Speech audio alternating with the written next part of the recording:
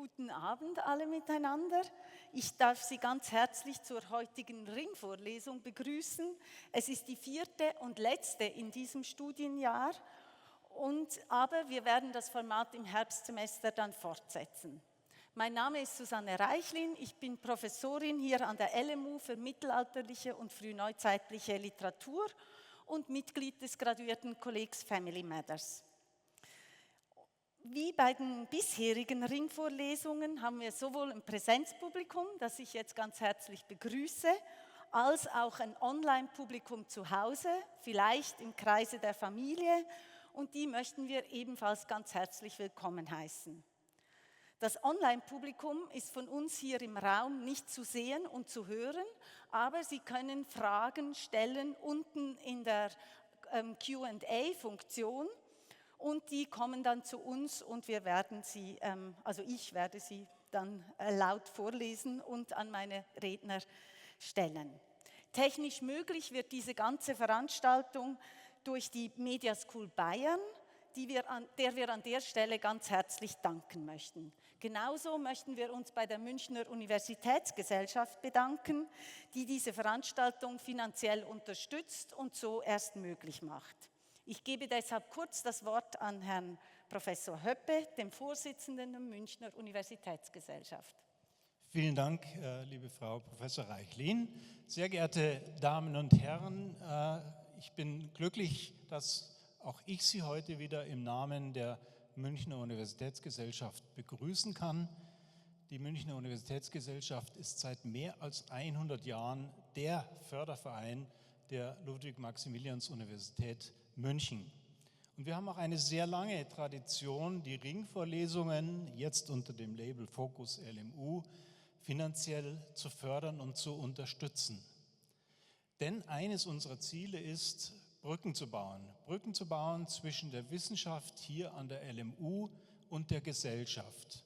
Und wie kann man das besser machen als mit einer Ringvorlesung wie dieser, mit diesen interessanten Themen, in denen die Wissenschaft an der LMU vorgestellt wird und in denen jeder Zugang hat, sei es in Präsenz oder auch online, und mitdiskutieren kann. Vielen Dank, dass Sie heute die Moderation übernehmen, und ich übergebe gleich wieder an Sie und freue mich auf die Veranstaltung. Danke. So, wie Sie wissen, geht es in diesem neuen Format der Ringvorlesung, das den Namen Focus LMU, Fenster zur Wissenschaft heißt, darum, ein aktuelles Thema unserer Zeit aus unterschiedlichen Perspektiven und Disziplinen zu beleuchten.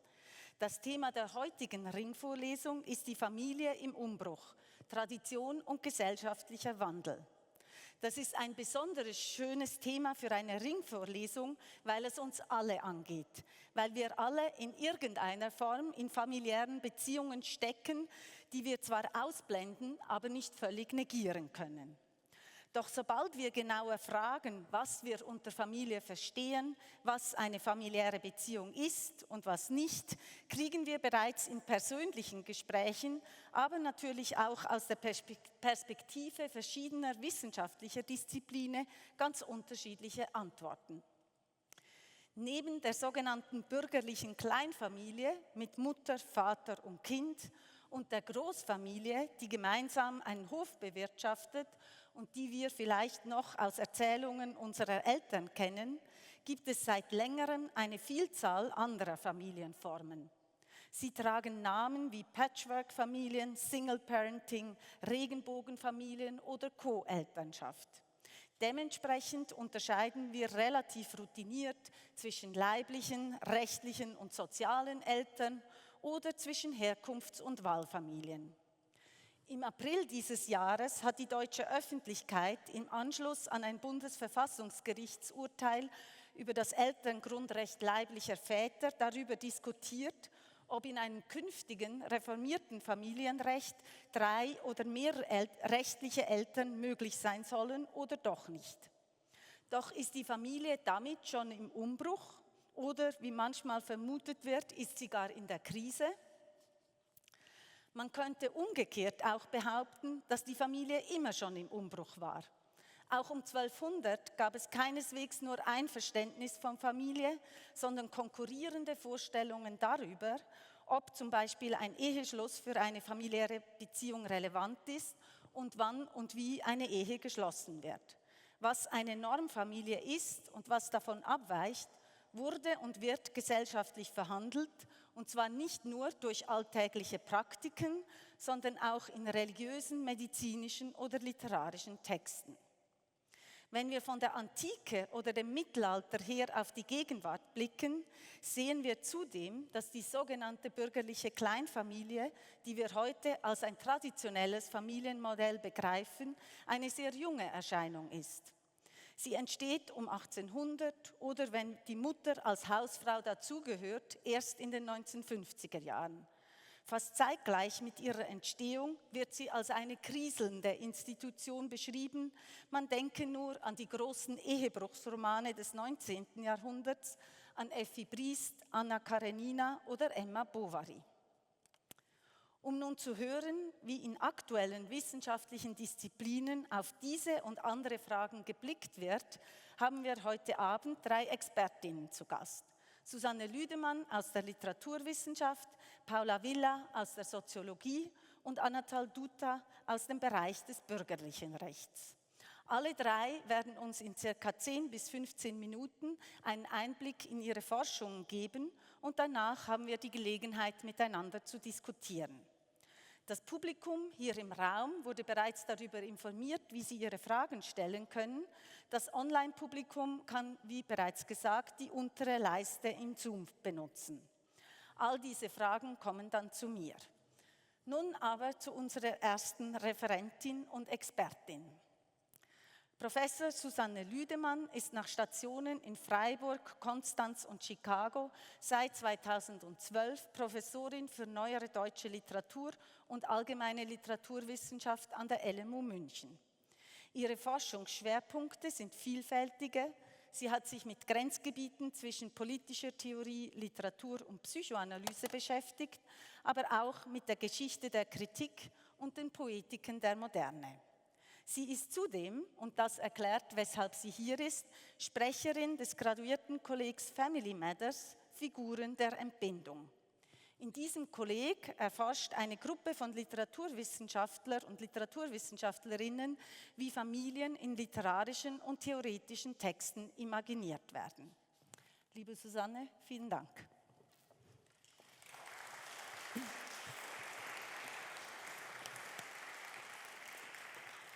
Ja, danke, Susanne.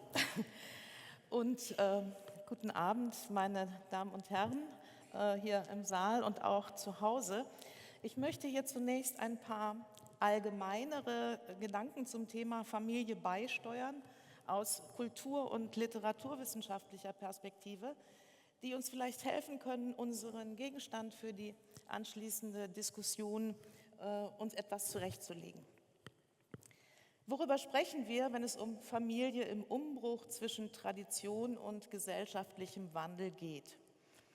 Die meisten von Ihnen denken bei Tradition wahrscheinlich an die eben schon genannte bürgerliche Kern- oder Kleinfamilie, bestehend aus einem heterosexuellen monogamen Paar oder Ehepaar mit Kindern, basierend auf Liebe und freier Partnerwahl, natürlicher Reproduktion und Zusammenleben in einem Haushalt. Bei Umbruch und Wandel denken die meisten derzeit wahrscheinlich an die sogenannte Ehe für alle, also auch für gleichgeschlechtliche Paare mit entsprechenden Adoptionsrechten, aber vielleicht auch an künstliche Reproduktion mit Hilfe von In-vitro-Fertilisation, Leihmüttern oder Samenspendern, die sowohl von homosexuellen als auch von heterosexuellen Paaren in Anspruch genommen werden, wenn letztere auf natürlichem Weg, aus welchen Gründen auch immer, nicht fortpflanzungsfähig sind. Liebe und freie Gatten- oder Partnerwahl, Lebenspartnerwahl als Basis der Familie werden, soweit ich sehe, über alle Krisen und Umbrüche hinweg derzeit in unserem Kulturkreis nicht in Frage gestellt. Im Gegenteil könnte man sagen, in den künstlichen Reproduktionspraktiken indirekt sogar affirmiert, wenn es darum geht, mit diesem und genau diesem Partner oder Partnerin ein Kind zu haben, auch wenn es auf traditionellem Weg nicht geht. Auch Monogamie wird, soweit ich sehe, nicht in Frage gestellt. Auch hier im Gegenteil, das im westlich-christlichen Kulturkreis traditionelle Familienbild aus zwei, zumindest der Absicht nach, lebenslänglich monogam verbundenen Eltern und Kindern scheint sich über alle biologisch und sozial abweichenden Familienformen zu verbreiten. Ich will Sie jetzt hier aber gar nicht mit Statistiken beschäftigen. Ich glaube, das wird die Kollegin Willa Braslawski aus sozialwissenschaftlicher Perspektive gleich noch tun, sondern eher etwas grundsätzlicher fragen. Was ist denn das eigentlich Familie? Woher stammt unser Familienbild? Und woher stammt das ständige Krisengerede, beispielsweise bei der AfD, die in ihrem Grundsatzprogramm verlauten lässt, die Gender-Ideologie, Zitat ist das, wolle die klassische Familie als Lebensmodell und Rollenbild abschaffen. Die klassische Familie also, was ist denn das? Wenn man darunter die bürgerliche Kleinfamilie versteht, so muss man zunächst festhalten, auch das hat Susanne Reichlin eben schon erwähnt, dass sie eine relativ rezente Familienform ist, die seit der Zeit um etwa 1800 propagiert und instituiert wurde. Es handelte sich damals um ein neues Paradigma mit einer ganz neuen Gefühlskultur, einem neuen Verständnis von Kindheit, von Vater- und Mutterrollen, von Intimität und vor allem von Natürlichkeit, durch das sich das damals aufstrebende Bürgertum vom Adel abgegrenzt hat.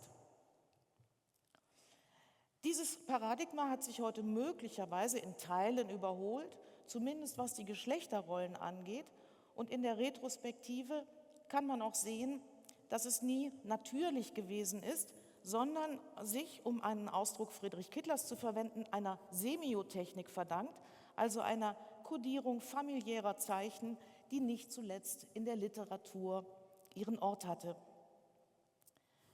Das ist auch der Grund, warum wir als Literaturwissenschaftlerinnen über Familie forschen. Denn zum einen ist Familie in der Literatur natürlich seit der Antike ein geradezu allgegenwärtiger Gegenstand. Denken Sie an Ödipus, denken Sie an die Orestie, denken Sie an die Bedeutung der heiligen Familie im christlichen Kontext, denken Sie an das Nibelungenlied oder Shakespeares Hamlet, an Goethes Wilhelm Meister oder an Thomas Manns Buddenbrooks. Die Liste ließe sich endlos fortsetzen und reicht bis in die Gegenwart. Zum anderen ist Literatur aber auch daran beteiligt, Ordnungsmodelle von Familie aktiv mit hervorzubringen oder zu verändern. Was Familie ist, sein kann oder sein soll, muss jeweils gesellschaftlich ausgehandelt werden. Und dabei spielt Literatur oder etwas weiter gefasst spielen Medien eine ganz beträchtliche Rolle, und zwar indem sie Familienbilder entwerfen, der Gesellschaft also Ordnungsmodelle von Familie vorschlagen, die diese dann aufnimmt und integriert oder auch ablehnt. Hier müsste man also eher von der Rolle der Literatur für die oder in der Familie sprechen. Familien sind ja auch Orte, in denen gelesen wird und im 19. Jahrhundert beispielsweise auch noch viel mehr gelesen wurde als heute, weil es ja die anderen Medien noch nicht gab. Das ist hier also zunächst einmal ein ganz wichtiger Punkt. Es gibt nicht auf der einen Seite so etwas wie die Sozialgeschichte der Familie im Wandel der Zeit und auf der anderen Seite Literatur oder weiter gefasst mediale Darstellungen von Familie, die diese Sozialgeschichte einfach abbilden, sondern die medialen Darstellungen in der Literatur, in der bildenden Kunst, Fotografie, Film, Werbung und so weiter sind Teil der Sozialgeschichte selbst. Sie sind daran beteiligt, Formen von Familie aktiv mit hervorzubringen und zu gestalten.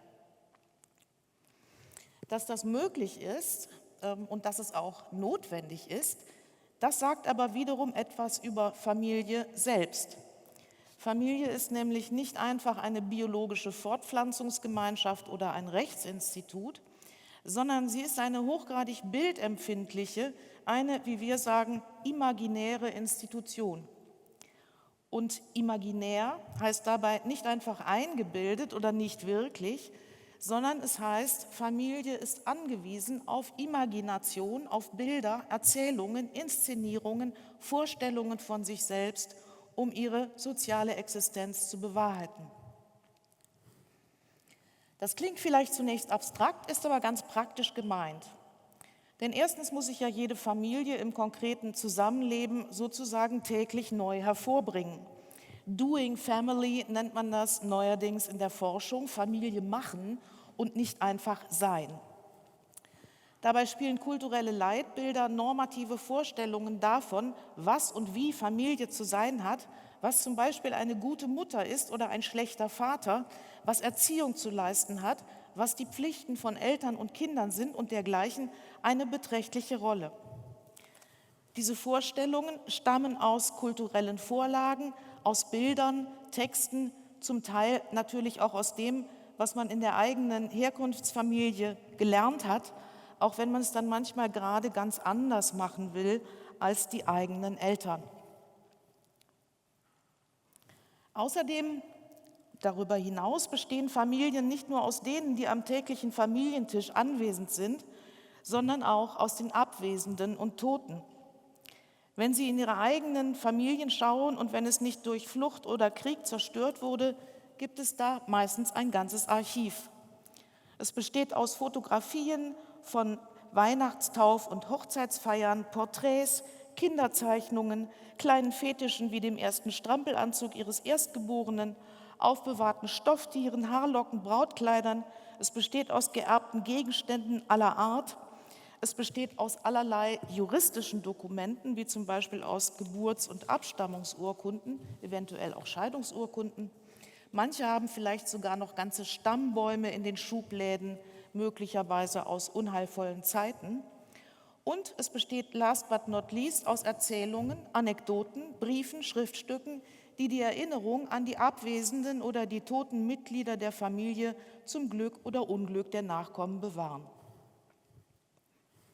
Familie heißt also in unseren Breitengraden, aber auch nicht nur dort, ein soziales Band, das aus allerlei Praktiken, Ritualen, Vorstellungen, Erzählungen, Vorschriften, Sehnsüchten, Konflikten, Verlusten, Traumata, Erinnerungen und Schuldscheinen gewebt ist, die hauptsächlich gemeinsam haben, dass sie sich nicht einfach abschütteln lassen, dass sie für den oder die je Einzelnen oder Einzelne so etwas wie Schicksal sind.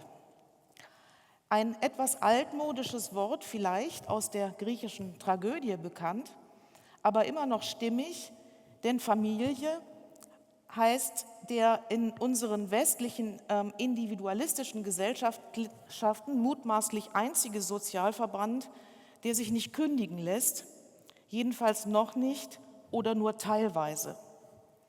Ihren Arbeitsplatz können Sie kündigen, Freundschaften und Liebschaften können Sie beenden, aus Ihrer Glaubensgemeinschaft oder Ihrem Sportverein können Sie austreten, aus Ihrer Familie nicht.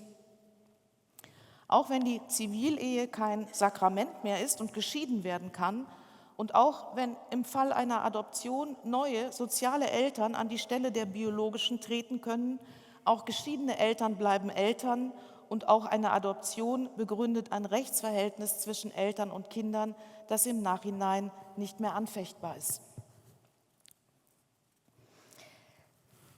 Die Allgegenwart von Familie in der Literatur hat mit anderen Worten auch damit zu tun, dass Familie auch außerhalb der Literatur mit einem Ausdruck des französischen Ethnologen Marcel Mauss eine totale soziale Tatsache ist. Es gibt weltweit keine bekannte Kultur, die nicht Verwandtschaft und familiäre Rollen, Geschlechterrollen, Heiratsregeln, Abstammungsverhältnisse usw. irgendwie organisiert. Auf der anderen Seite, und das ist genauso bemerkenswert, tun verschiedene Kulturen das in sehr verschiedener Weise, sodass sich, und auch das wäre hier zu bedenken, eine universale Definition von Familie eigentlich gar nicht geben lässt. Unsere Kultur, und das heißt jetzt hier die westeuropäisch-christlich-abendländische, wenn Sie mir das Wort Monstrum gestatten, hat eine Zeit lang versucht, eine solche universale Definition zu geben. Und damit wären wir wieder beim eingangs gegebenen Stichwort Tradition. Sie hat die bürgerliche Kleinfamilie zum Telos der Geschichte und zur einzig natürlichen Form von Familie erklärt, der gegenüber aller anderen Formen defizient, primitiv oder pervers erschienen. Das ist im 19. Jahrhundert ein ganzer diskursiver Verbund aus medizinischer und pädagogischer Ratgeberliteratur, rechtsphilosophischen Abhandlungen, ethnologischen und sozialgeschichtlichen Spekulationen und eben auch sogenannter schöner Literatur gewesen, der dieses Programm orchestriert hat, und zwar so erfolgreich, dass vielen auch heute die klassische Familie noch als die einzig natürliche erscheint. Sie ist uns, wie man sagt, zur zweiten Natur geworden, zu einer kulturellen Form, an die wir so gewöhnt sind oder zumindest bis vor kurzem waren, dass sie uns wie Natur erscheint. Das wird auch dadurch begünstigt, dass die bürgerliche Kleinfamilie als soziale Form mit der biologischen Familie aus Vater, Mutter, Kind zusammenfällt. Das ergibt dann sozusagen eine optische Täuschung, als wenn die Familie als soziale Form die Natur einfach verdoppeln würde. Das ist aber nicht so, das muss man sich klar machen. Es ist den Ethnologen zu verdanken, dass sie immer wieder darauf hingewiesen haben, dass die menschliche Familie keine biologische Tatsache ist, sondern eine soziale. Sie folgt nicht Naturgesetzen, sondern kulturellen Regeln, und diese sind wandelbar. Auch Verwandtschaft als Basis der Familie ist ja keineswegs mit genetischer Abstammung identisch, sondern ist ein System aus Namen und Plätzen und affektiven Haltungen, das ganz und gar kulturell ist. Verwandtschaft ist nicht Natur, Verwandtschaft ist eine Sprache. Auf diesen kürzesten Nenner hat es Christina von Braun gebracht, und sie ist sogar viele Sprachen, wenn man die verschiedenen Verwandtschaftssysteme vergleicht, die es so auf der Welt gibt. Das kann ich jetzt natürlich nicht tun, aber vielleicht können wir in der Diskussion darauf zurückkommen. Worauf will ich hier einleitend hinaus? Einerseits darauf, dass Familie als kulturelle Form einem unausweichlichen Wandel unterworfen ist, der zunächst einmal weder gut noch schlecht ist, sondern Veränderungen in der Gesamtgesellschaft entspricht, die kulturell ausgehandelt werden müssen und ausgehandelt werden und sich dann etwa auch im Familienrecht niederschlagen. Dazu wird der Kollege Dutter ja gleich noch etwas sagen.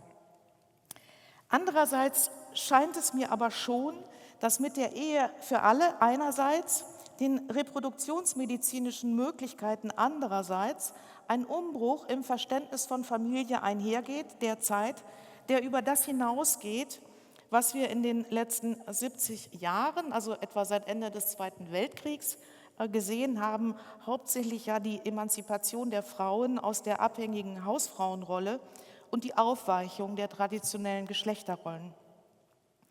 Denn was sich eigentlich im Augenblick vollzieht, ist ja eine Abkopplung nicht nur der Ehe, sondern auch der Reproduktion, der Fortpflanzung und damit der Elternschaft vom Geschlecht.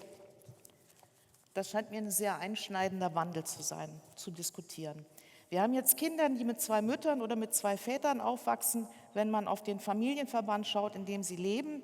Wenn man noch Gametenspenden und Leihmutterschaft einbezieht, können Kinder aber inzwischen bis zu 5 Elternteile haben: einen genetischen Spendervater, einen sozialen Auftragsvater, eine genetische Spendermutter, eine Tragemutter und eine soziale Auftragsmutter.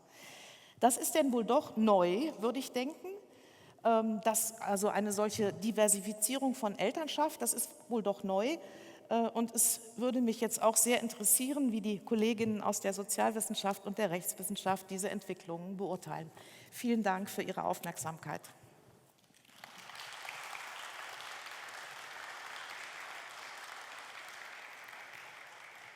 Ja, ganz, ganz herzlichen Dank. Als nächstes darf ich jetzt Paula Villa-Braslawski begrüßen. Sie ist nach Stationen in Bochum, Buenos Aires und Innsbruck seit 2008 Professorin für Soziologie und Gender Studies hier an der LMU. Sie ist zudem Co-Sprecherin des neuen bayerischen Forschungsverbundes For Family, Familienleben in Bayern, empirische Einsichten zu Transformationen, Ressourcen und Aushandlungen. Der Forschungsverbund hat seine Arbeit im Januar aufgenommen und möchte das gegenwärtige Familienleben empirisch erforschen. Die Forschungsschwerpunkte von Frau Villa sind darüber hinaus Sozialtheorien und Care-Arbeit, Gender in der Politik und den Populärkulturen. Wir freuen uns auf den kurzen Einblick. Ganz herzlichen Dank. Ja, ich habe Folien. Ich kann direkt anknüpfen an die Vorrednerin. Wunderbarer, großer, super für mich passender Aufschlag. Ich kann also anschließen, nämlich genau zu der Frage, wie schätzen wir diesen Wandel ein, der medial jedenfalls, und einen kleinen Einblick gibt das hier, oder auch politisch so sehr angenommen wird, so enthusiasmiert, wie erschrocken, so voller Begeisterung oder auch mit großer Sorge angenommen wird, dass wir es nämlich mit einem recht dramatischen Wandel von Verwandtschaft, von Familie zu tun hätten. Das ist ziemlich Common Sense, insbesondere in populärkulturellen Formaten wie Serien oder Filmen. Dort sehen wir beispielsweise auf der nächsten, achso, muss ich selber vorschalten hier, danke. Auf der nächsten Folie hier sehen wir ja so Serien, die suggerieren, das ist alles bunt, es gibt ganz viele verschiedene Familienformen und das ist auch alles ganz selbstverständlich und auch ganz pittoresk und ganz lustig. Manche versuchen daraus interessanterweise künstlich hergestelltes, wenn Sie mal auf Arme und Finger achten, KI-generiertes Normalitätspotenzial zu schöpfen und sagen, wir müssen endlich wieder sozusagen normal werden oder doch wieder zur Normalität zurückkehren. Und in sozusagen mainstreamigen, akademisch orientierten Formaten wird also zumindest schlagzeilenartig behauptet, Vater, Mutter, Kind, das Traditionelle war gestern. Ist das so? In aller Kürze, dieser Wandel, den die Kollegin gerade als tatsächlich vielleicht qualitativ dramatisch oder vehement sozusagen als sehr stark beschrieben hat, dass wir jetzt also ganz andere Formen von Familie und Elternschaft haben, ist empirisch extrem überschätzt.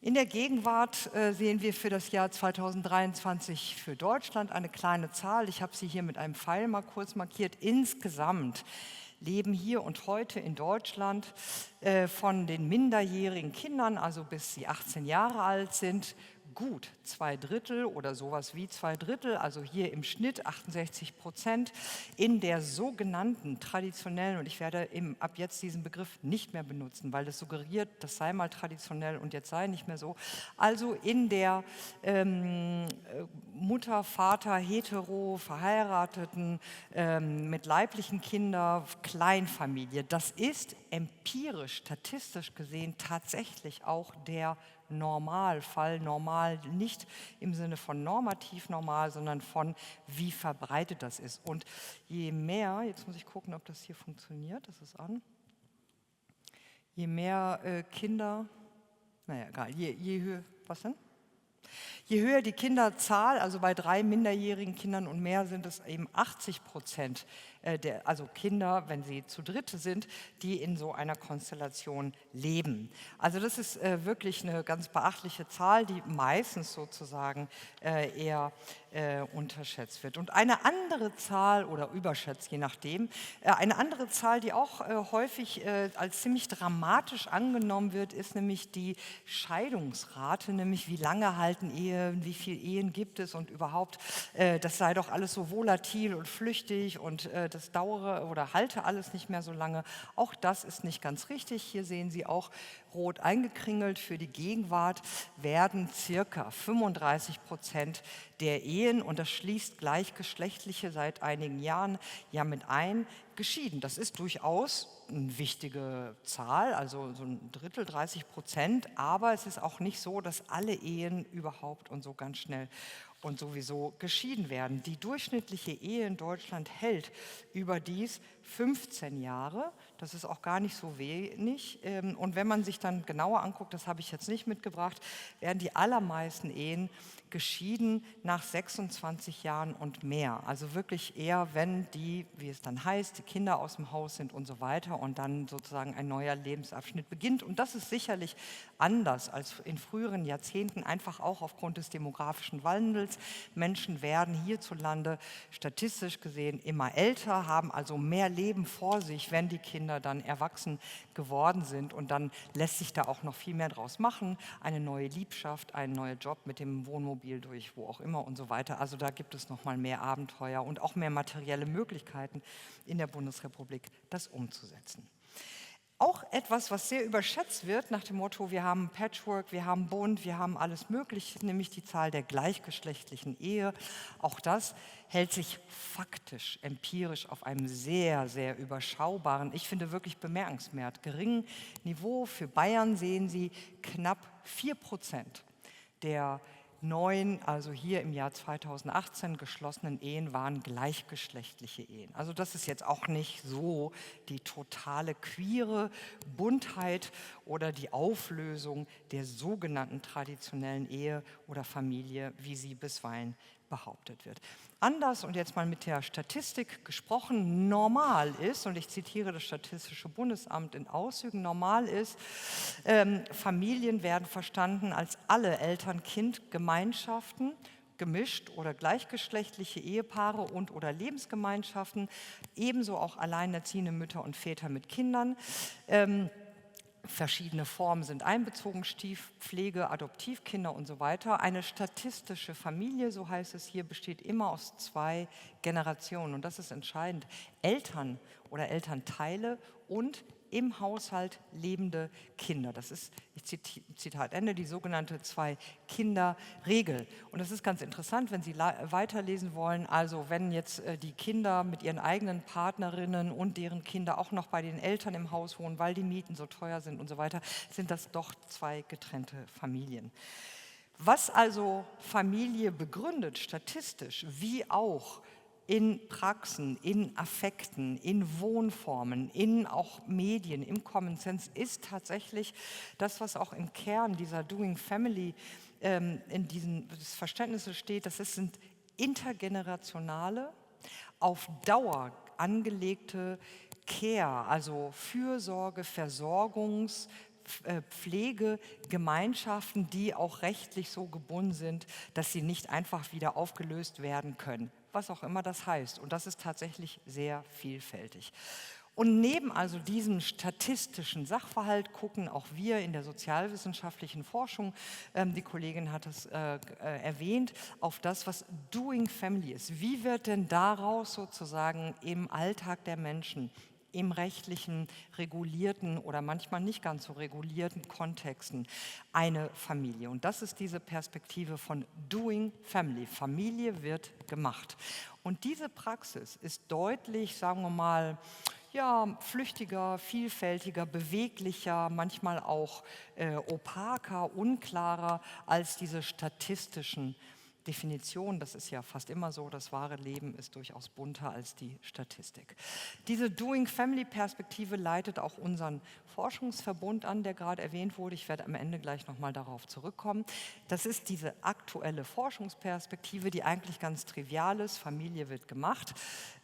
Und diese dieses Doing Family findet sozusagen in historisch spezifisch, in regional spezifischen, vielfältigen Konstellationen und Kontexten statt. Und diese Perspektive des Doing Family versucht, dieser Vielfalt möglichst vorurteilsfrei und wenig normativ vorbestimmt zu begegnen, offen, empirisch hinzuschauen, was passiert da eigentlich? Was ist da los in der Familie? Wie wird sie erlebt? Wie wird sie gemacht? Wie sieht der Alltag aus?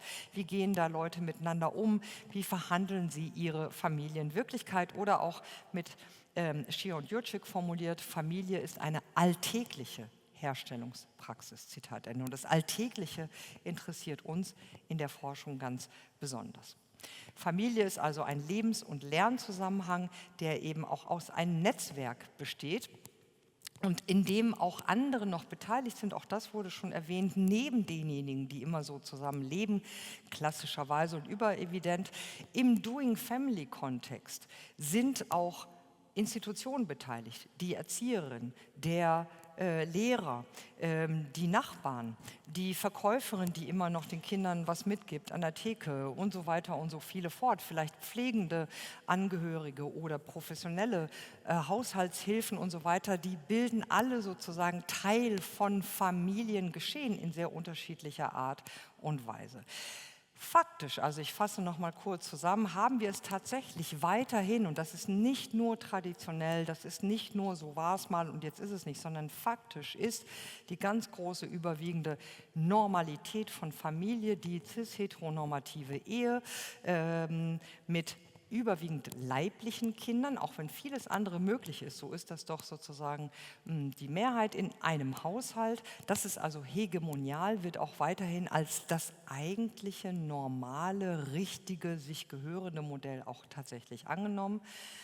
Und es gibt aber da eben noch mit drin verschiedene andere Personen oder Institutionen und tatsächlich, und das wird oft übersehen, sind Familien hier und heute, und zwar zunehmend in der Bundesrepublik, multilokale Verflechtungen. Also nicht nur die, die zusammenleben, beispielsweise in Akademie muss einer oder eine sehr häufig pendeln, wenn beide Eltern in akademischen Konstellationen tätig sind, arbeiten, muss immer ein oder der andere pendeln, außer sie haben das ganz große Glück, gemeinsam an einem Ort akademisch arbeiten zu können, was eine verschwindend geringe Anzahl ist. Weswegen im Übrigen auch im akademischen Kontext es kaum 2 Profs oder 2 Professorinnen gibt, weil das so schwer tatsächlich auch gerade als Familie zu leben und zu machen ist.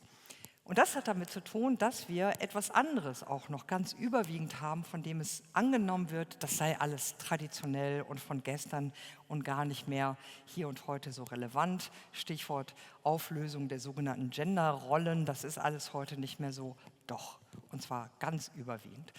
Die Normalität von Familie ist extrem vergeschlechtlich in ihren Formen des Doings und der alltäglichen Praxen. Das nennt man den beispielsweise Gender Care Gap, also die Lücke, die Differenz zwischen in diesem Fall Männern und Frauen, insbesondere Väter und Müttern, in Bezug auf das, was sie tun, ob sie erwerbsarbeiten und oder in der Familie arbeiten, ob sie Windeln wechseln oder Fortbildung machen, ob sie einkaufen oder die Stempeluhr bedienen. Ja? Und das ist extrem vergeschlechtlicht nach wie vor, da hat sich sehr, sehr wenig faktisch geändert. Was Sie hier mit einigen Zahlen sehen, ist beispielsweise jetzt nicht Väter und Mütter, aber Männer und Frauen, das sind ja auch nicht immer Väter und Mütter selbstverständlich, dass da sozusagen die täglich aufgewendete Zeit für Care-Arbeit, also für das, was Versorgen, Pflegen, Kümmern ist, was sehr, sehr vieles einschließen kann,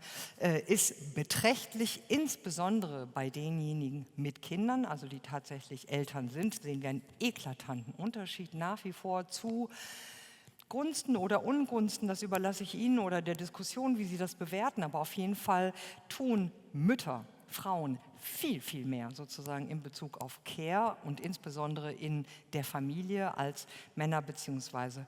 Väter. Das realisiert sich auch in Elternzeit. Zahlen, auch wenn diese steigen und alle das feiern, und das ist auch schön, ja, deutlich mehr Väter nehmen Elternzeit, auch wenn es nach wie vor sehr gering ist. Allerdings ist die Länge dieser Elternzeit sehr unterschiedlich. Väter nehmen fast immer die 2 Monate, die es braucht, damit die Familie auch ökonomisch davon profitiert, wohingegen Mütter sehr viel länger Elternzeit nehmen. Und eine andere Zahl ist bemerkenswert und bemerkenswert stabil. Da hat sich nichts an den Geschlechterrollen geändert. Und das ist die Teilzeit- oder Vollzeiterwerbsquoten von Vätern und Müttern. Man sieht, das mit 1% quasi inexistente Modell bei Eltern, ich gehe aus dem Bild, nein, bei Eltern ist, dass Väter in Teilzeit und Mutter in Vollzeit arbeiten. Das gibt es quasi nicht in der Bundesrepublik. 1% allenfalls. Dass Väter in Vollzeit, also erwerbstätig sind und Mütter in Teilzeit, ist das ganz, ganz, ganz dominante Modell. Hier und heute nach wie vor, das wird auch so bleiben, das verspreche ich Ihnen oder das kann ich Ihnen sozusagen garantieren. Anders formuliert, etwas anders dargestellt, gerade mal 6% der Väter mit minderjährigen Kindern sind in Teilzeit tätig, demgegenüber 70% der Mütter. Das ist eine Zahl, die außerordentlich stabil ist. Da gibt es mal halbe oder ein paar Prozentpunkte mehr oder weniger. Und das ist eine enorme interessante Differenz zu den, und darüber können wir vielleicht noch reden, Wünschen, Fantasien, Normen, Mediendarstellung, Vorstellungen. Wenn man junge Erwachsene heute befragt, und das ist seit Jahrzehnten der Fall, wenn man sie fragt, wie willst du denn das mal machen, wenn du jetzt 18 bist und in 10, 15 Jahren deine Familie hast, werden ihnen fast alle jungen Männer und jungen Frauen sagen, das auf gar keinen Fall. Ich will für mein Kind da sein, ich will ein aktiver Vater sein. Wir wollen das gemeinsam uns aufteilen, gerecht. Alle sollen alles machen können, Väter, Mütter, und sie landen regelmäßig und mit ziemlich hoher Wahrscheinlichkeit wieder genau dort. Aber es hat nie was mit Geschlecht zu tun. Und je gebildeter formal, umso stärker ist dieser Knirscheffekt im Übrigen. Ja, wir wollen uns, und davon will ich zum Ende noch erzählen, uns in unserem eigenen Forschungsprojekt eine extrem ungewöhnliche Familienform anschauen, die es ganz, ganz wenig gibt, aber von der wir denken, dass sie hochinteressant ist, weil sie ganz vieles versucht, ganz anders zu machen, als eben diese Normalität, die wir gerade gesehen haben. Und zwar sind das Familien, die das Co-Parenting oder Co-Elternschaft praktizieren.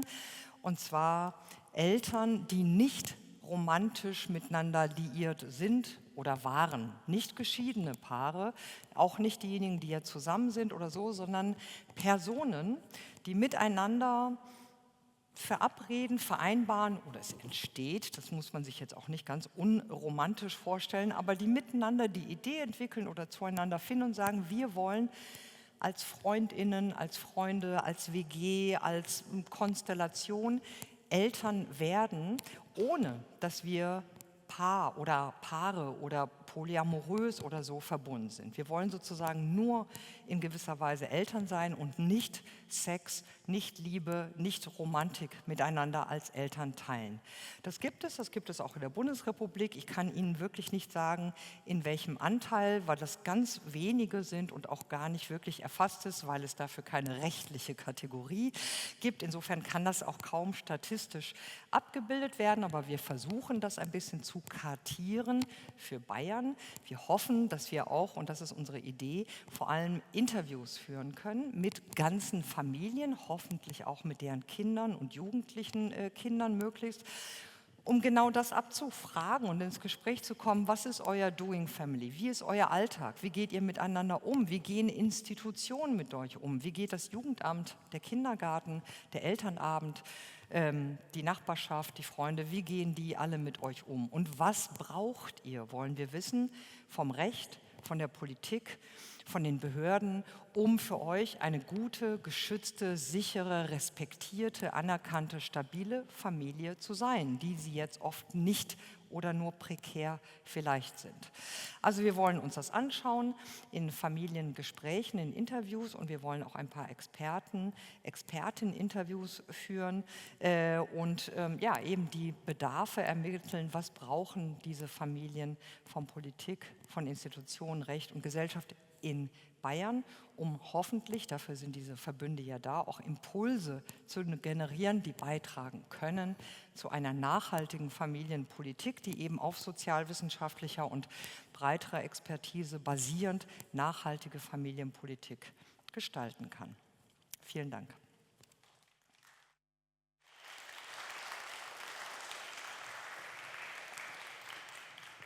Ja, ganz herzlichen Dank. Jetzt wechseln wir nochmal das Fach und ich darf Professor Anatol Dutta begrüßen. Er ist, nachdem er in Oxford, Hamburg und Regensburg war, seit 2017 Professor für bürgerliches Recht und internationales Privatrecht an der LMU München. Seine Forschungsschwerpunkte umfassen neben dem Familien- und dem Erbrecht rechtsvergleichende Fragen sowie Fälle, in denen mehrere internationale Gerichte zuständig sind. Auch er leitet ein Projekt im Bayerischen Forschungsverbund for Family und sein Projekt trägt den Titel Familienrecht in der pluralistischen Gesellschaft. Wir freuen uns auf Ihr Referat. Ja, ganz herzlichen Dank. Ich kann auch ganz wunderbar an meine beiden Vorrednerinnen anknüpfen, vor allem auch an den unmittelbar vorhergehenden Vortrag.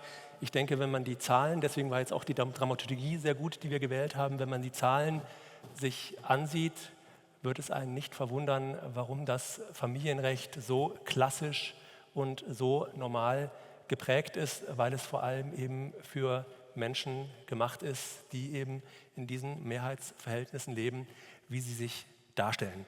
Ja, ich freue mich sehr, dass ich das dritte Fenster sozusagen zur Wissenschaft aufstoßen darf und Ihnen einen Blick in die Rechtswissenschaft ermöglichen darf. Ich versuche so ein bisschen die Gardinen und Vorhänge der Fachdisziplinen zur Seite zu schieben, was ja immer nicht ganz einfach ist, um Ihnen einen Blick in das Familienrecht zu geben, in die Familienrechtspolitik zu geben, ein Bereich, für den ich mich vor allem interessiere und dort so einen ersten Einblick in die familienrechtspolitischen Diskurse zu bieten.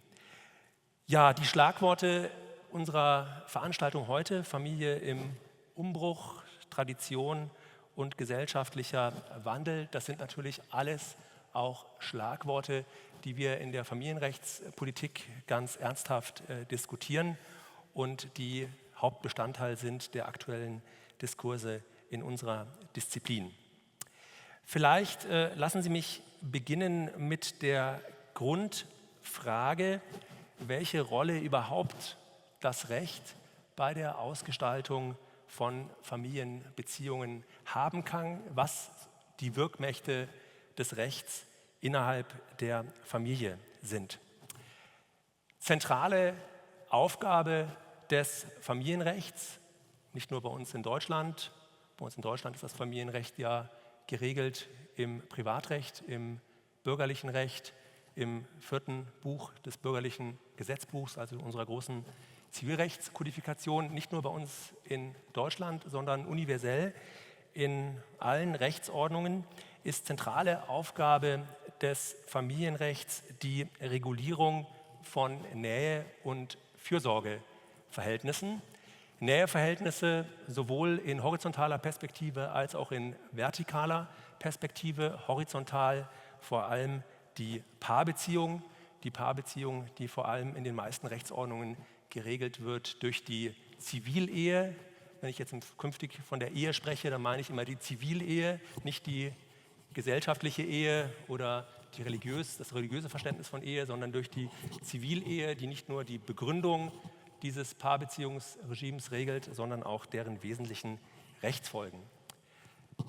Nähebeziehungen im Familienrecht betreffen aber auch die vertikale Ebene, das Eltern-Kind-Verhältnis, die Abstammung. Das Familienrecht bestimmt über die Frage, wer ist Elternteil eines Kindes. In den meisten Rechtsordnungen bedeutet das immer noch, wer ist Mutter eines Kindes, wer ist Vater eines Kindes, wobei diese Kategorien zunehmend aufbrechen, zunehmend in nahezu allen Rechtsordnungen westlich, nördlich und südlich von uns ist die zweite Elternstelle neben der Mutter ist nicht nur einem Vater vorbehalten, sondern kann mittlerweile auch einer Partnerin der Mutter zugewiesen werden, als jedenfalls intentionale Mitmutter wird sie oft bezeichnet, Co-Mutter.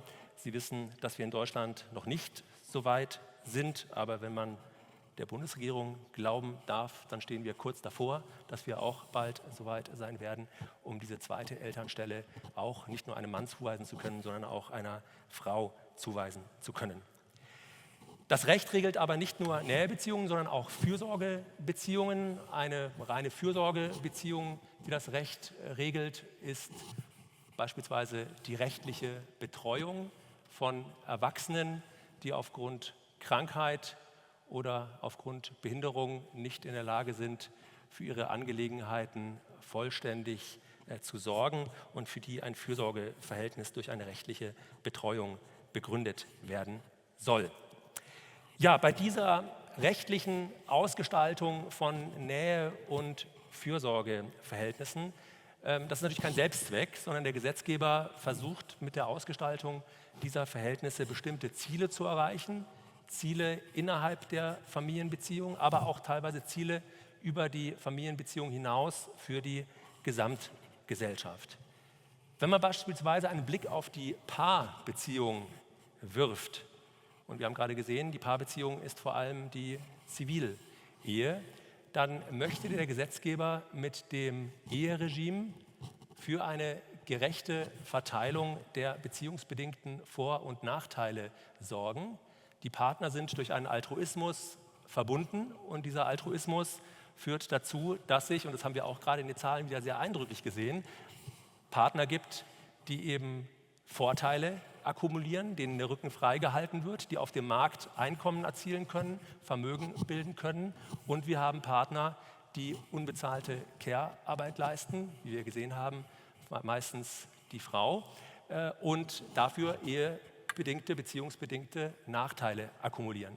Das ist während der Beziehung rechtlich gesehen kein großes Problem, weil wir während der Beziehung in der Regel den Altruismus der Partner haben, der für einen gerechten Interessensausgleich jedenfalls in rechtlich relevanter Weise sorgt. Aber zum Problem wird das Ganze natürlich, wenn die Beziehung beendet wird, sei es durch Trennung oder sei es durch Tod eines Partners, der Altruismus endet. Und dann brauchen wir Regeln. Und das ist Hauptaufgabe des Rechts. Dann brauchen wir Regeln, um diese beziehungsbedingten Vor- und Nachteile gerecht zu verteilen. Mechanismen sind das Unterhaltsrecht etwa oder das Güterrecht, das eheliche Güterrecht, das die Vermögensbeziehungen der Ehegatten nach Beendigung der Ehe bereinigt. Ja, der Gesetzgeber hat oftmals nicht so abstrakte Ziele, sondern teilweise auch recht handfeste, einfache Ziele.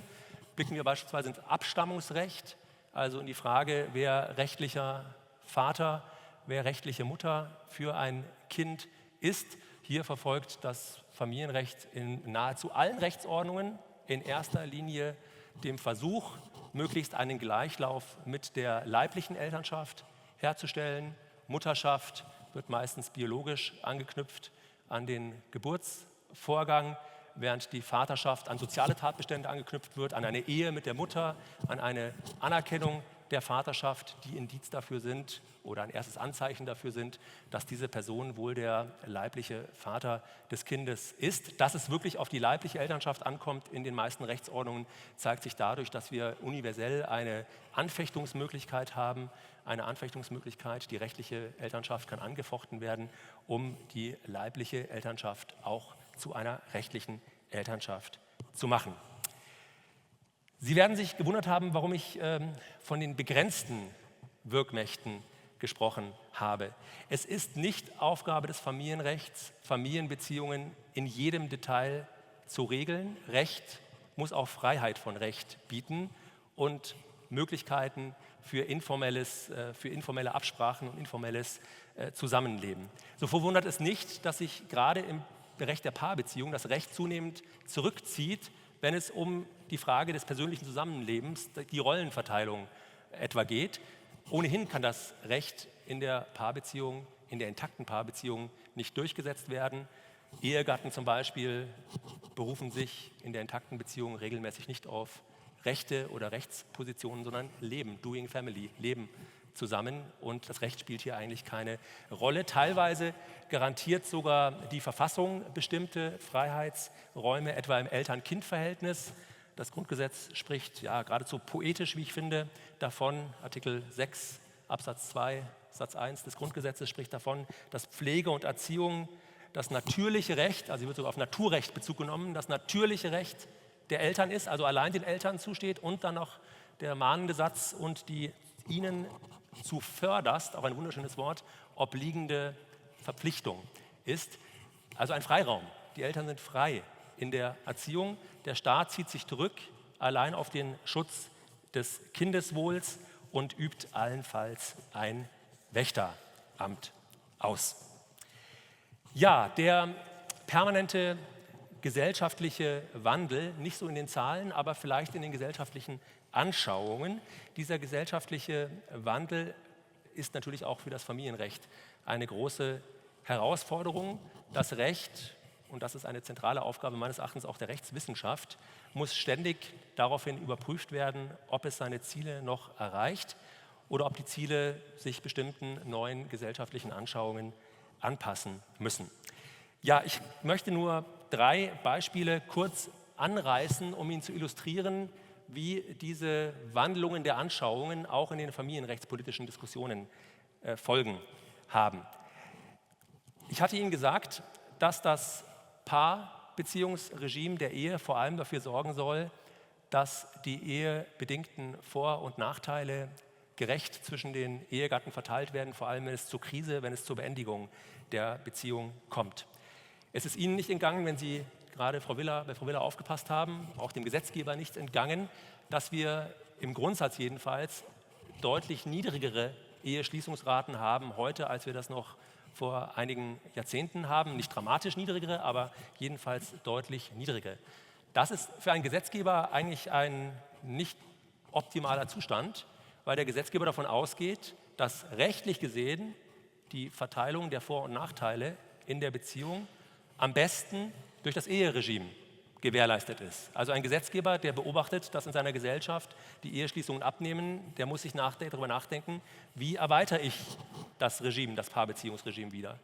Hier gibt es ganz unterschiedliche Ansätze. Man kann beispielsweise das Eheregime erweitern, indem man es Paaren zur Verfügung stellt, die bis vor kurzem noch keine Ehe schließen konnten. So etwa geschehen bei der Öffnung der Ehe für gleichgeschlechtliche Paare. Man kann Substitute anbieten, wie die eingetragene Lebenspartnerschaft für bestimmte Paare. Man kann aber auch darüber nachdenken, ob man Alternativregime zur Ehe anbietet, etwa in Frankreich oder in Belgien den Pacte Civil de Solidarité oder in Belgien die Cohabitation legal mit abgeschwächten Rechtsfolgen, wobei hier auch schon der Gesetzgeber sagen muss, das ist für mich eigentlich ein Kompromiss, weil man den optimalen Schutz diesen Paaren verweigert und das auch durchaus mit Gefahren verbunden ist, wie gerade in Frankreich etwa die jüngeren Studien zum Gender Wealth Gap zeigen, der jedenfalls nicht ausschließen lässt, die Zunahme dieses Gender Wealth Gap, dass die zunehmende Attraktivität der Ehe Light in Form des Pacts dazu geführt hat, dass der Gender Wealth Gap noch größer geworden ist, weil die Ehe mit ihren Umverteilungsmechanismen im Güterrecht durchaus auch ein Umverteilungsmechanismus zwischen den Geschlechtern ist. Man kann auch ganz radikale Wege gehen, in denen man Paare Rechtsregeln unterwirft, losgelöst davon, ob sie eine Ehe schließen oder nicht, und ein Auffangregime für faktische Paarbeziehungen schafft. Auch im Bereich der Abstammung gibt es viel zu diskutieren derzeit im Familienrecht, vor allem im Hinblick auf gespaltene Elternschaften und ihre Bewältigung.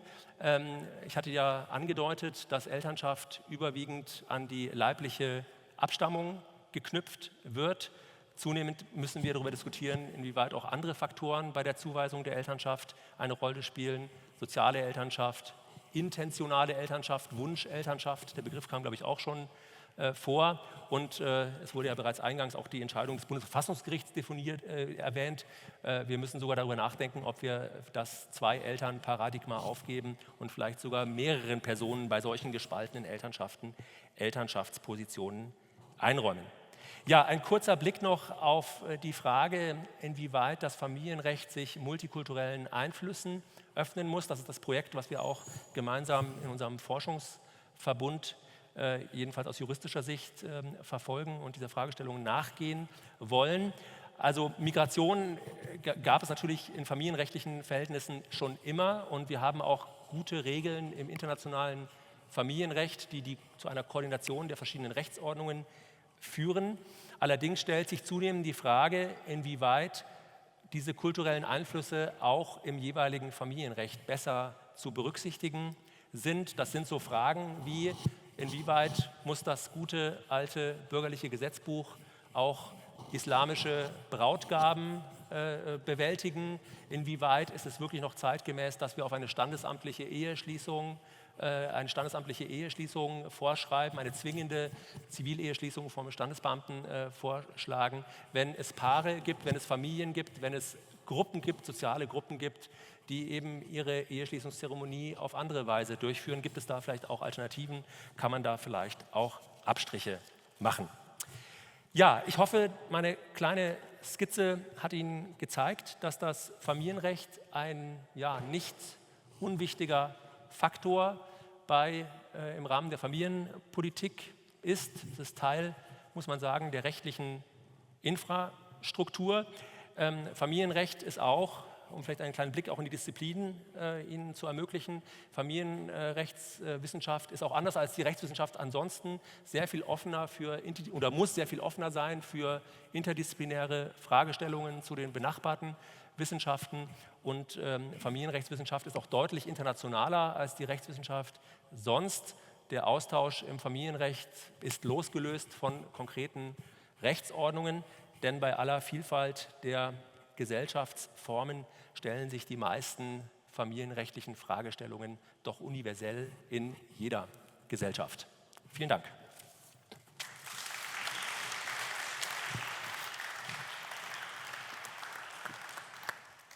Ja, nochmal ganz, ganz herzlichen Dank an alle drei. Es sind auch schon ganz viele Fragen gekommen.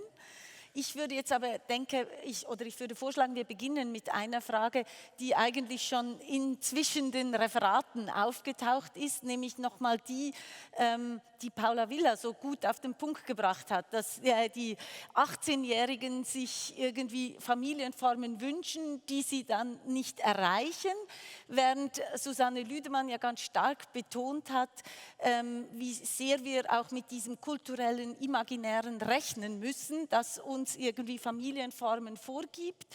Und vielleicht können Sie beide noch mal was dazu sagen, jetzt so, nachdem Sie sich gegenseitig gehört haben. Willst du anfangen, Susanne?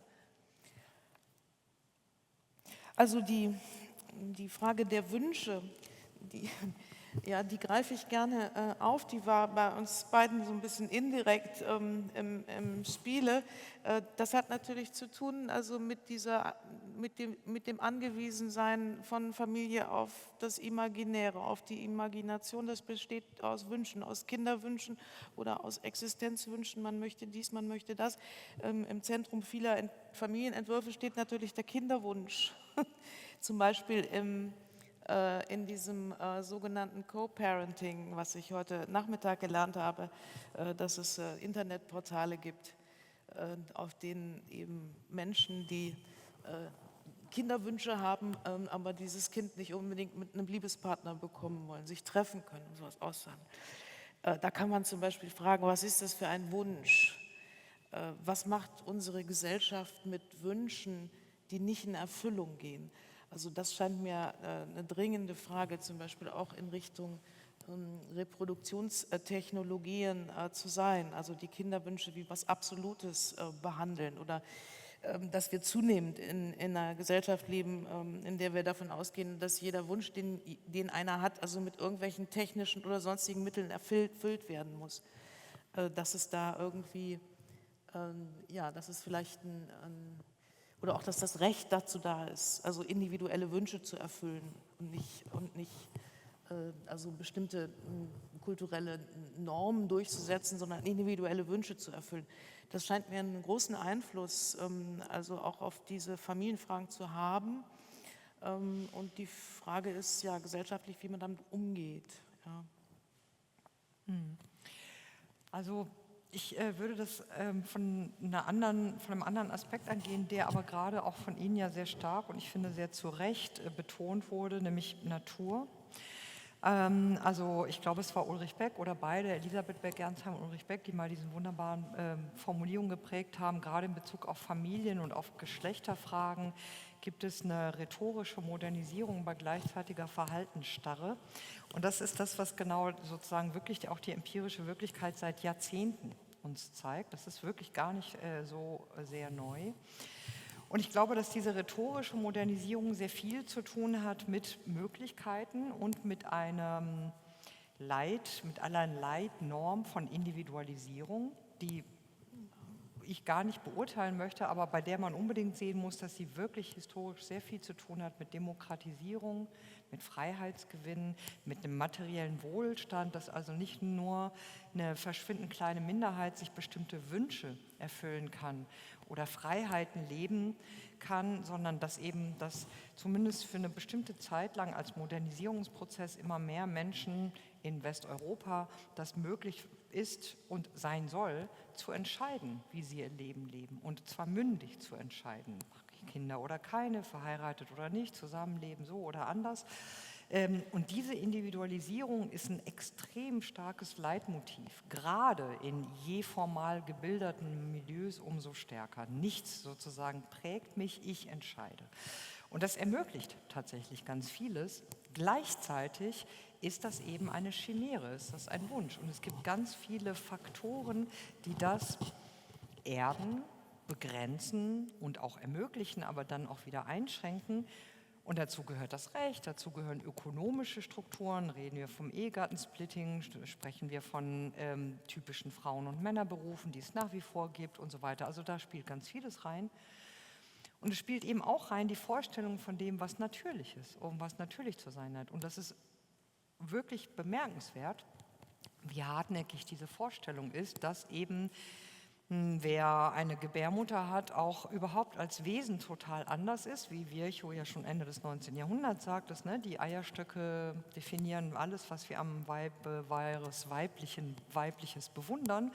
Und das ist immer noch die Idee, naja, die ist dann auch besonders begabt und gemacht dafür und fähig und in der Lage und willens, Care-Arbeit zu machen, weil das Gehirn so ist, weil sie das möchte, weil sie es besser kann und so weiter und so fort. Und diese Idee, diese starke Orientierung an dieser Natürlichkeit, Männer können so, Frauen können das und Kinder brauchen dies oder jenes, strukturiert nach wie vor Arbeitsmärkte, Teilzeitquoten, Erwerbsperspektiven, Rentenniveaus, Berufszweige, akademische Karrieren, Personalentscheidungen und so weiter. Also immer noch ganz stark diese Idee eben von was ist natürlich.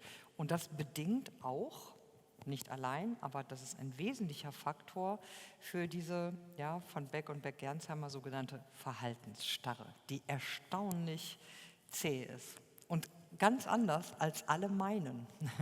Also das wäre meine Antwort auf diese Diskrepanz. Ja, gut, dann würde ich vielleicht Sie auch noch fragen, weil man jetzt ja doch, also wenn man jetzt an das Bundesverfassungsgerichtsurteil oder so denkt, wenn wir jetzt von der Verhaltensstarre ausgehen, dann scheint ja das Familienrecht doch versucht irgendwie sich in eine Richtung zu entwickeln, die über diese Verhaltensstarre hinausgeht. Und in Ihrem Vortrag haben Sie aber eher betont, das Recht, dem gelingt, das hat eine begrenzte Wirkmacht und es muss vor allem Freiheit ermöglichen. Wie sehen Sie da sehen Sie da auch so einen gewissen Zwiespalt? Also diese Diskrepanz zwischen Plan und Wirklichkeit hat natürlich auch eine ganz starke rechtliche Komponente, denn unsere Lebensentscheidungen treffen wir immer statisch auf einen bestimmten Zustand hin. Wir entscheiden uns, wir schließen eine Ehe, wir schließen keine Ehe, wir schließen einen Ehevertrag. In diesem Ehevertrag schließen wir bestimmte Schutzmechanismen aus, weil wir meinen, wir werden ja immer Double Income, No Kids sein, wir werden immer eine gleichberechtigte Partnerschaft führen und dann 20 Jahre stellt sich das raus, was die Zahlen zeigen.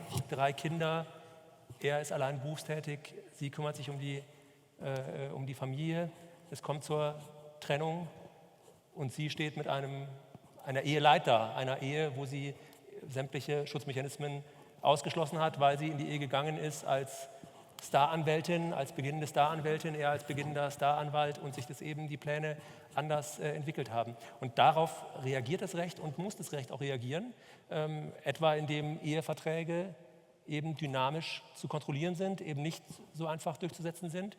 Und das Recht könnte darauf reagieren. Ganz oft betrifft es ja auch Paare.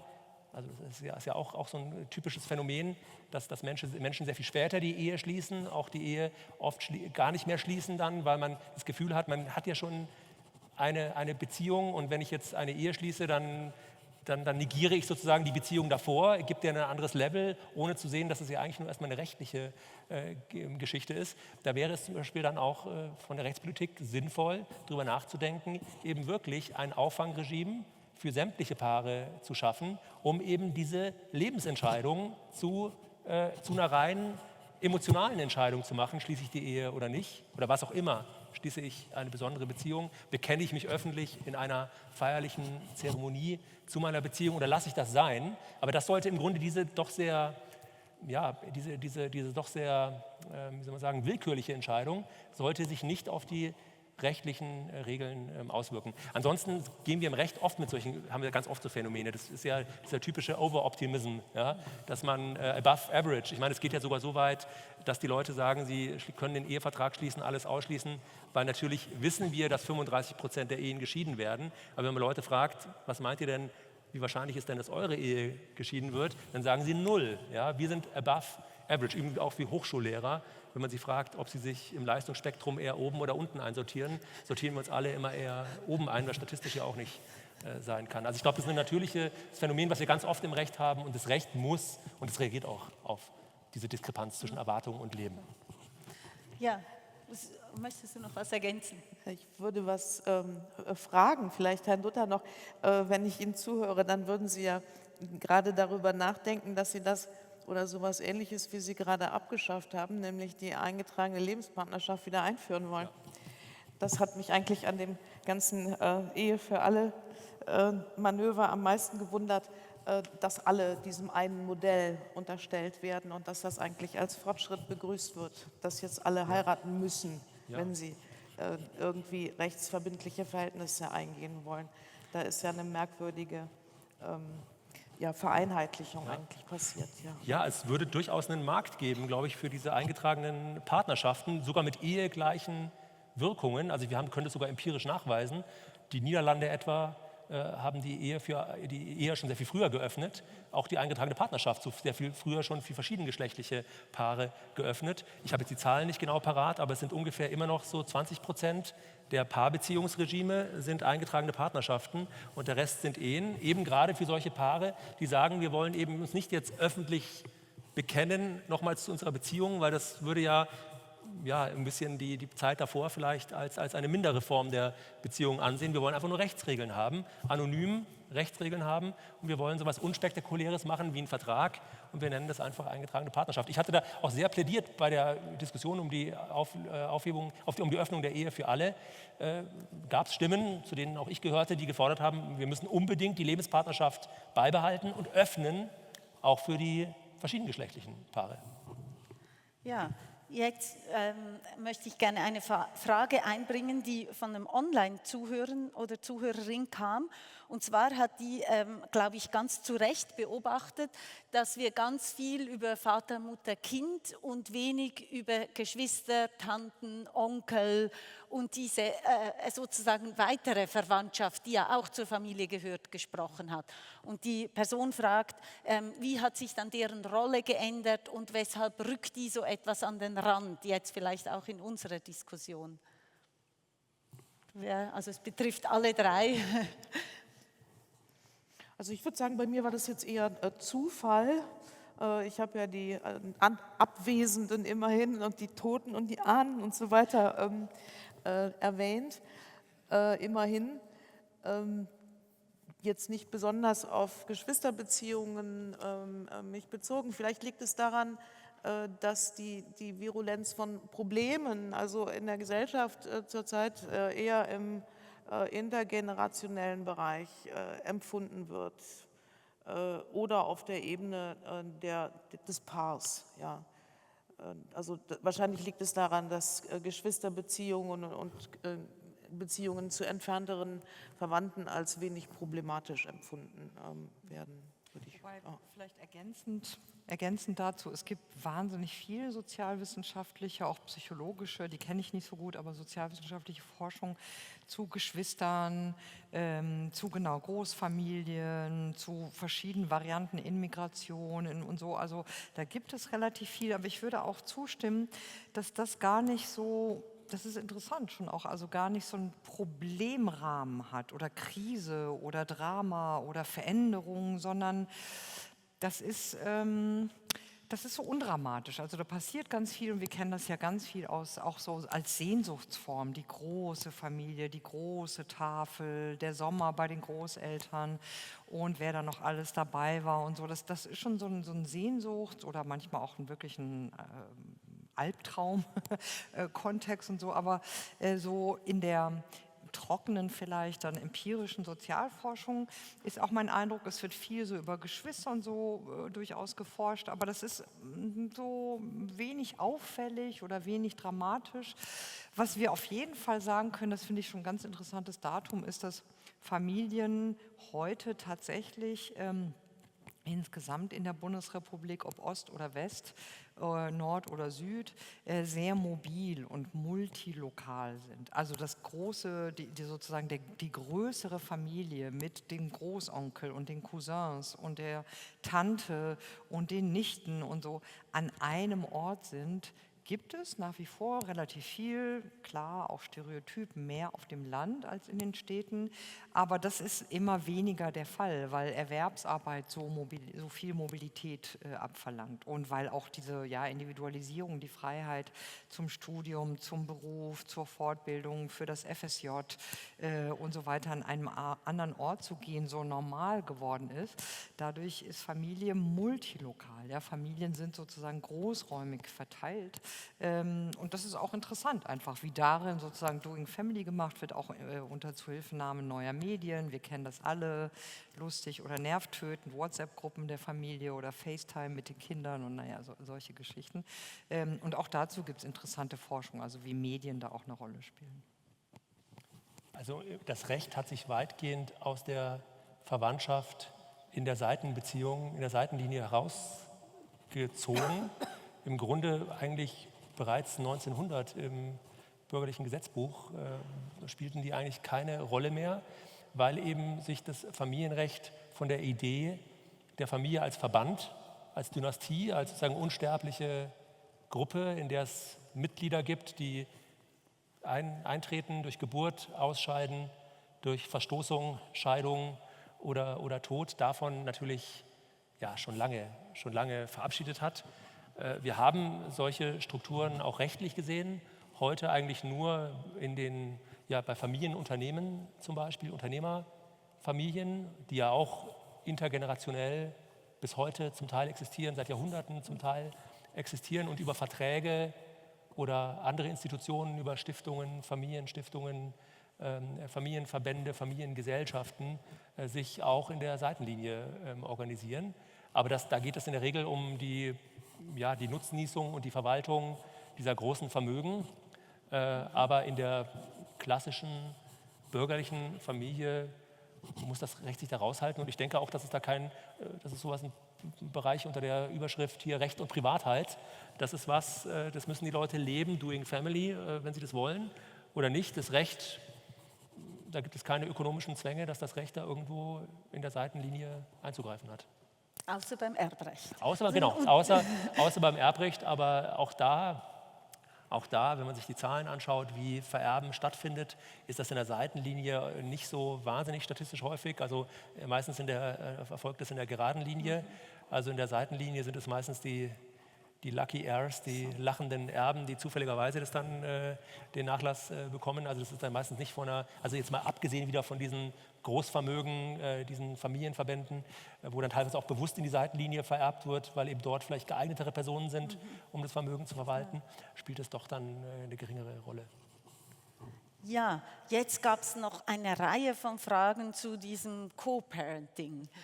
Vielleicht, also zum einen wurde noch mal gefragt, was kann man da rechtlich dafür tun, dass das wirklich funktioniert und auch sozusagen genügend Schutz findet, war die eine Frage. Und die andere Frage war auch noch sozusagen noch mal so an die praktische, also ich weiß, Sie haben mit den Forschungen im Januar angefangen, aber vielleicht können Sie trotzdem noch so was erzählen. Einfach, da scheint es zumindest bei meinen Fragen viel Interesse zu geben. Ja, klar, sehr gerne.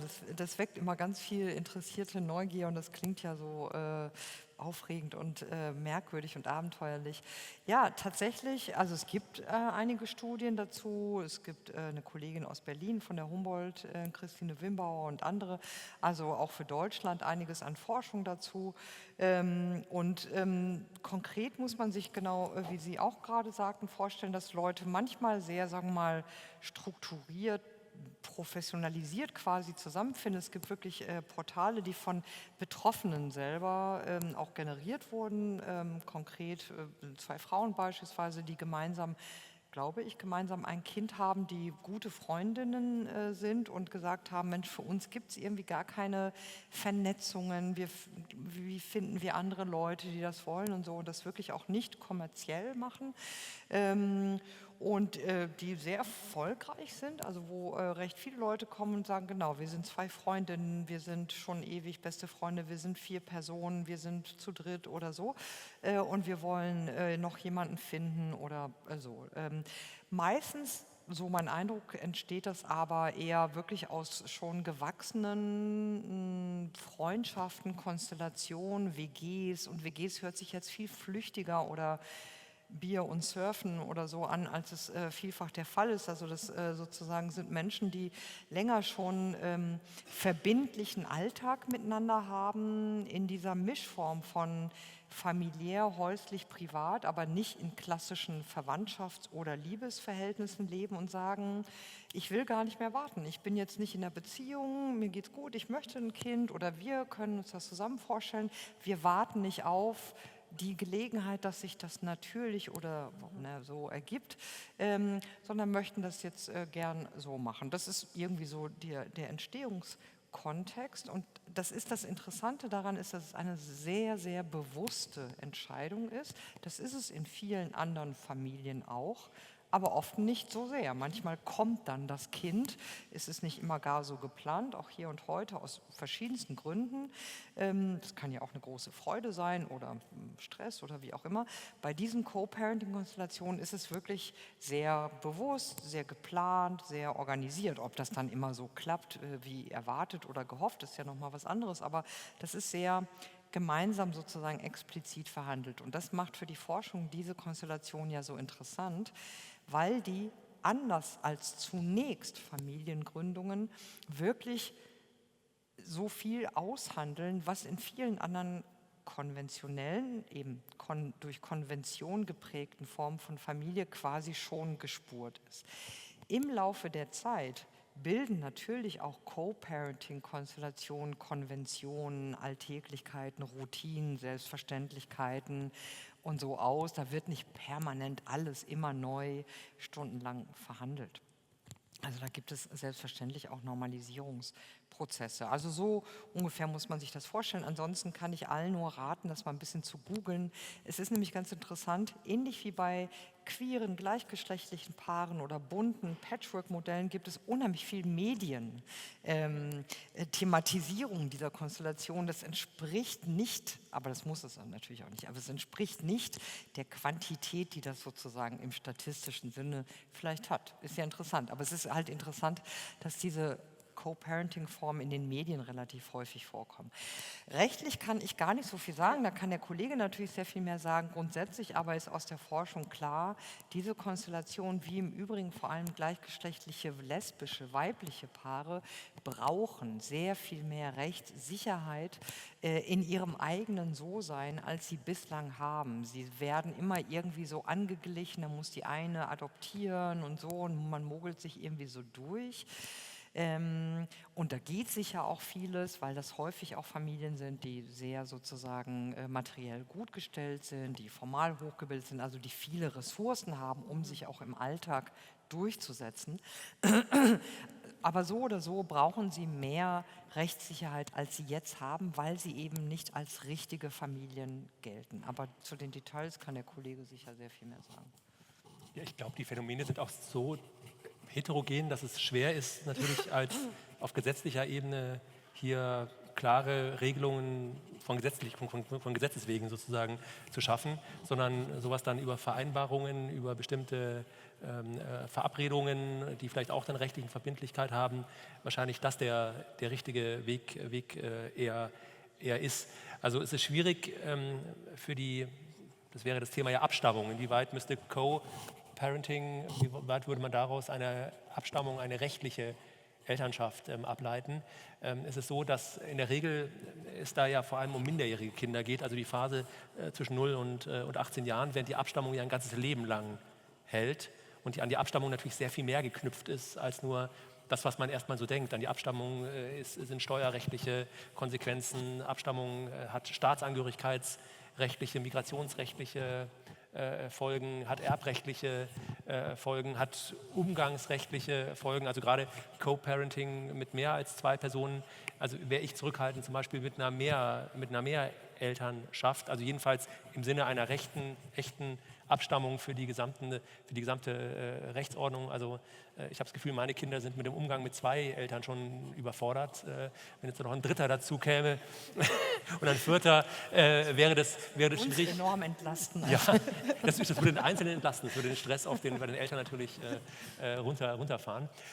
Also wie gesagt, das kann man nicht schnell entscheiden, da muss man die Fallgruppen auch sehr viel besser kennen. Man sollte diese Elternschaft, also für uns ist Elternschaft ja immer etwas eher Abstraktes, sollte man eher, denke ich, auch abstrakt, deduktiv, rechtspolitisch nachdenken, inwieweit, also wenn so eine Co-Parenting zum Beispiel mit einer intentionalen Elternschaft einhergeht, weil das eben ein gemeinsames Zeugungsprojekt ist mit fremden oder eigenen Samen und Eizellen, dann ist das ein ganz anderes Thema natürlich, als wenn es eine rein soziale Elternschaft ist. Soziale Elternschaft ist eben auch was Dynamisches, was sich entwickelt, während Abstammung halt auch wieder was Statisches ist, was einmal festgesetzt wird und bis zum Tod, sogar über den Tod hinaus noch gilt, wenn man an Erbrecht denkt, wo dann dieses Abstammungsverhältnis in 3 Generationen noch Erbrechte vermitteln kann. Also da ist auch so ein bisschen das Gespräch, glaube ich, deswegen ist auch gut in unserem Verbund das Gespräch, was sind die Begriffe, was ist Elternschaft rechtlich und was ist Elternschaft in Doing Family, und das deckt sich halt nicht immer. Ja, vielen, vielen Dank. Wir kämen jetzt eigentlich schon langsam zum Schluss und vielleicht noch zu einer Schlussrunde. Susanne wollte, glaube ich, sowieso gleich noch was anfügen, aber ich würde einfach noch 2 Fragen in den Raum stellen und Sie können ja dann den Punkt aufgreifen, den Sie gerne möchten. Worüber wir auch noch nicht so viel gesprochen haben, ist über Familie als Metapher. Also wir haben ja auch überall, also in den geistlichen Beziehungen, in den sozusagen Sprachfamilien und so weiter. Also Familie als Metapher kommt überall vor. Und das wäre auch noch so ein Punkt, wo ist sie nur Metapher und wo wird sie mehr als Metapher? Das wäre eine Frage, die wahrscheinlich eher in Richtung Literaturwissenschaft geht. Und eine zweite Frage, die hier auch noch aufgekommen ist und die mir noch wichtig scheint, ist die nach den Schichtspezifika von Familien. Also wir haben über den Gender Pay Gap und den Wealth Gap und so weiter geredet, aber Sie haben ja auch die akademische Paare und deren Kindergewohnheiten, und das ist ein typisches schichtspezifisches Phänomen auch. Und also eine Frage wäre zum Beispiel, wenn wir uns Familie wir haben jetzt immer über die Familie gesprochen, aber müssen wir nicht stärker schichtspezifisch differenzieren? Und jetzt würden wir einfach noch eine letzte Runde machen und Sie greifen auf, was Sie wollen. Susanne. Okay, nur vielleicht 2 Stichworte noch. Einmal noch hinterhergeschoben zum Co-Parenting. Ich habe das, wie gesagt, heute Nachmittag entdeckt und dann auch eine Radiosendung gleich dazu gehört, Podcast. Co-Parenting ist wie Co-Working. Irgendwie, das ist so eine pragmatische Sache. Das ist doch eigentlich, ich weiß nicht, ob es belegt, aber es war eine Vermutung von mir vorhin. Also man möchte Kinder, aber man möchte Kinder ohne Sex, also ohne Lust, gezeugte. Und man möchte, bei einigen, die dort unterwegs sind, scheint es so zu sein, man möchte sich nicht auf affektive Liebesbeziehungen einlassen. Also man macht das sehr pragmatisch. Man hat keine Liebesbeziehung mit dem anderen Elternteil, deswegen postromantisch. Sagt das was über unsere Gesellschaft? Weiß ich nicht, müssen wir wahrscheinlich beim nächsten Mal diskutieren. Familie als Metapher ist ein großes Thema, kann ich jetzt nur noch darauf hinweisen. Also wir untersuchen das ein bisschen im Graduiertenkolleg auch. Es wird ja alles mögliche Familie genannt, was jetzt nicht im eigentlichen buchstäblichen Sinn Familie ist. Wir sprechen von Doktorvätern, Doktormüttern, Landesvätern, Landesmüttern. Wir sprechen von Sprachfamilien, von Tierfamilien, also wo das dann Klassen und Arten meint und sowas. Das ist vielleicht einfach jetzt noch Hinweis, also ein wie basales Ordnungsmodell Familie auch in außerfamiliären Bereichen ist oder lange Zeit war jedenfalls. Ja.